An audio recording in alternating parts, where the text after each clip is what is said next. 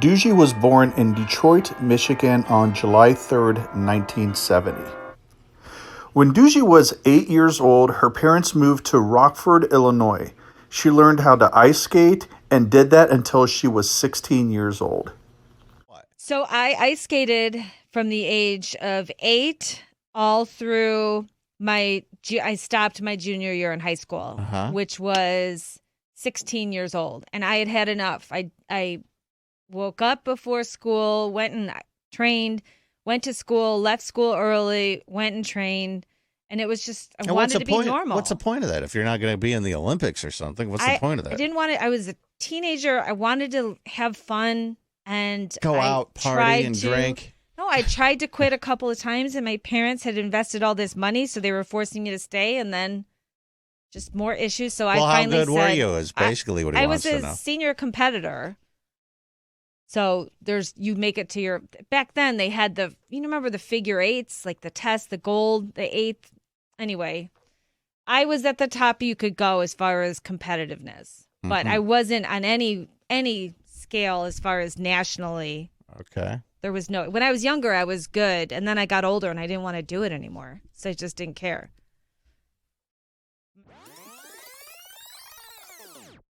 My first job, I was 15 and I worked, it was in Rockford, and I worked at an ice cream shop up by where I lived in my parents' house, little area where they had like these little shops, and it was like the to-go place for all the kids. And I worked there. And then I worked at a country club when I was 16.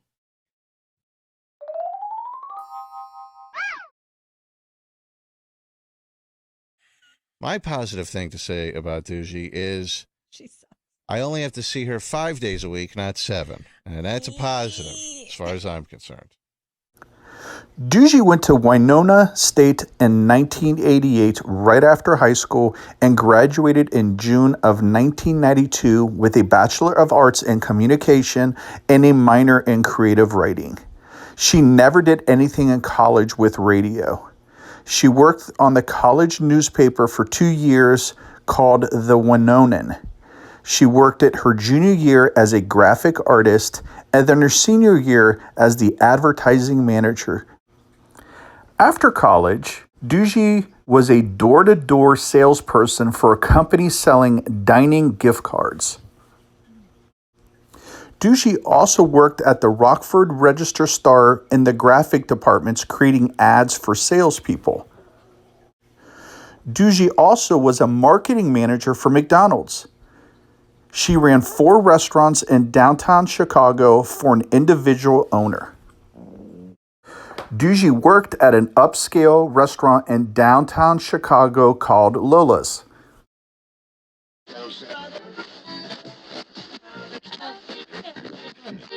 Soon after, Duji worked at Studio 1-on-1 in Chicago as the office manager. While she was running the fitness studio in Chicago, she would listen to WLUP The Loop all the time. She loved Johnny B and Kevin Matthews. That was when she realized she wanted to work in radio, and her boss at the fitness studio said he would help pay for her to go to Illinois Center for Broadcasting as long as she stayed with him. Illinois Center for Broadcasting, Chicago campus, offers hands-on training in all areas of radio and TV broadcasting and online media. Right before she started classes, she sent her resume and cover letter to the radio station and asked them to just meet with her because she knew she would be great at the job, and all the interviewer had to do was meet her and she would win him over. The program director liked her cover letter, so she got an interview. They offered Duji the internship, and her boss at the fitness studio fired her immediately.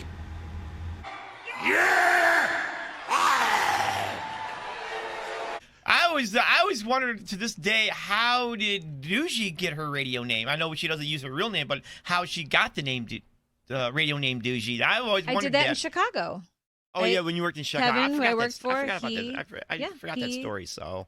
Yeah. I thought you and Julia Louis-Dreyfus were like just long-lost twin sisters or something. You both had big foreheads. Starting out in radio, I was an intern. I had already had a college degree, My parents were furious that I was working at some radio station in downtown Chicago. I couldn't pay my bills. I couldn't do anything. I was sitting on the floor of the morning show office, and I called my mom and dad, and I said, I'm in trouble. I need some help. I have no money. I'm working my ass off for this radio station, but I'm an intern, so I have no money coming in. Will you please help me? And they said no. They flat out said, nope, you're never going to make it. What are you doing? Quit. Why are you working for free? And my boss heard this go on, and I'm in tears. He, the next day, came in with a personal check, and he goes, it's not much, but it's How a little much? something. It was $200. And it meant, and I'll never forget, because again, I'm an intern in the number 3 market, and I went to the copy machine and I enlarged that check because it was the first time I had realized that Kevin Matthews wasn't his my name. God. What a talk slut. Talk No. slut. There we go. My But God. that's- I'm drawn to this. That Yeah. struggle. I Kevin love Matthews Kevin. is the best. He is If the you're best. out there listening, I love you, Kevin. But She decided to look for another radio job, and that's when she talked to a comedian friend about a job opportunity in LA. The Craig Shoemaker Show with Craig Shoemaker. This was in 2000. Duji produced The Craig Shoemaker Show at Comedy World. While in LA, Rover had been hired to do overnights at Comedy World. Duji would see him there because she was in early at the studio to work on Craig's show. Later on, Craig got fired, so then Duji worked with Ahmet Zappa and Kennedy, former MTV host, current Fox News host. The show was called The Future with Ahmet and Kennedy. This just in, Kennedy's a racist. They will take you down to Chinatown. You can't handle the truth. Oh, fine, that's great. The eyes are your balls inside your head. Then, the operations manager asked her to work with Rover to help him on his show. At that time, Rover was working on the show with his best friend. They said he had a lot of talent, he just needed guidance to do talk radio with some direction. While closely working together, Duji and Rover got serious and started their long relationship. maybe people don't know that I dated Rover for many years. And we Some of worked us are trying to together. forget. Oh, we're going to bring that up there. Yeah. New listeners need to know that. We dated. You struggled. I paid for your Porsche because when I met you, you were rich and then you lost it all. As quickly as Rover was hired, Comedy World goes under, so Rover and Duji moved from LA to Rover's mom Nancy's house in Vegas on July 3rd, 2001, which happened to be Duji's 31st birthday. While in Vegas, Duji got a job at Applebee's to help pay the bills and to pay for Rover's Porsche he got when he was at Comedy World. Duji would often take some of her tip money and go to the casino to try and gamble to make more money since the bills were mounting.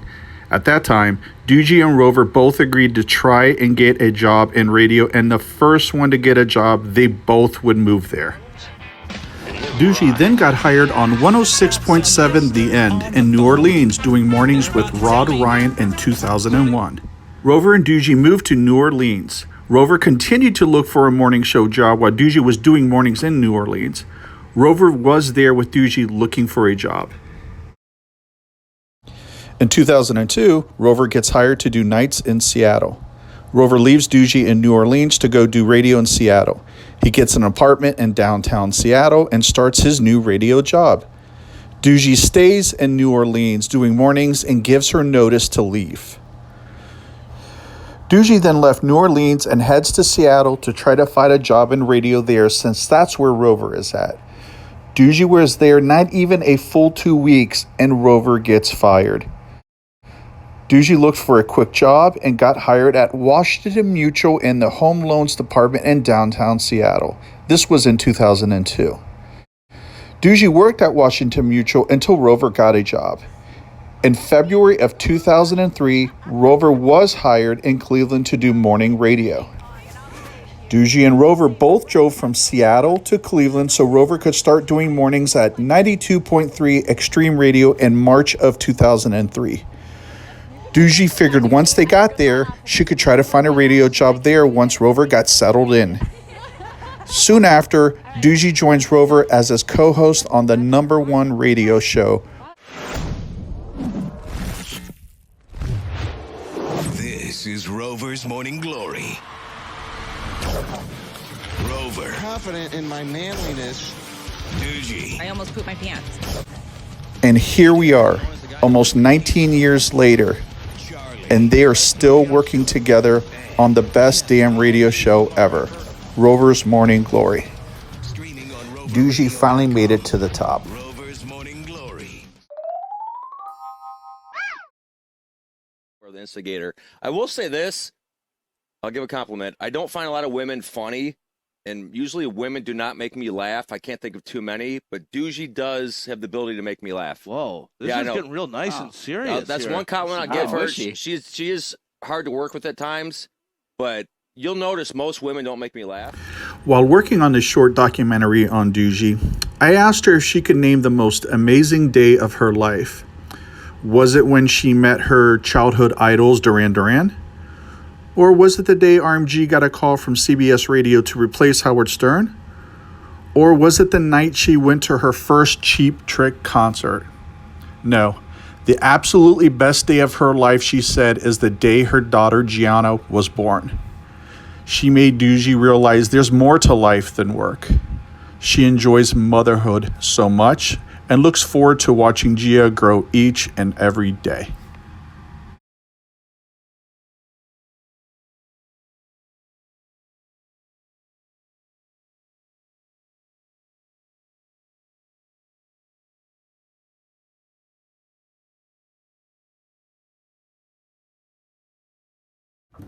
Good morning, it's Gianna's Morning Glory.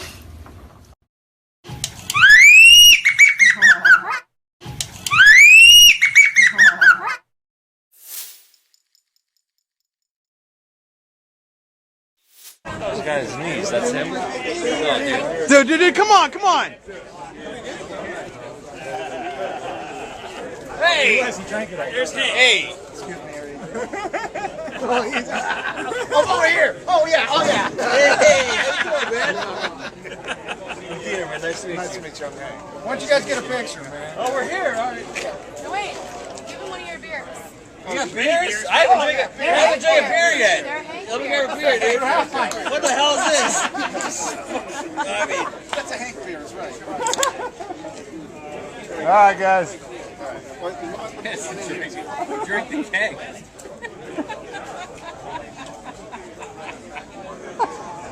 That is great.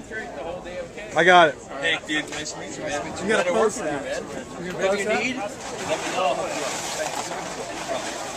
Hey, Hank, you're going to post that on the I'm just, before me since I was a kid, I'm just. You're sick? Hey, kick that man.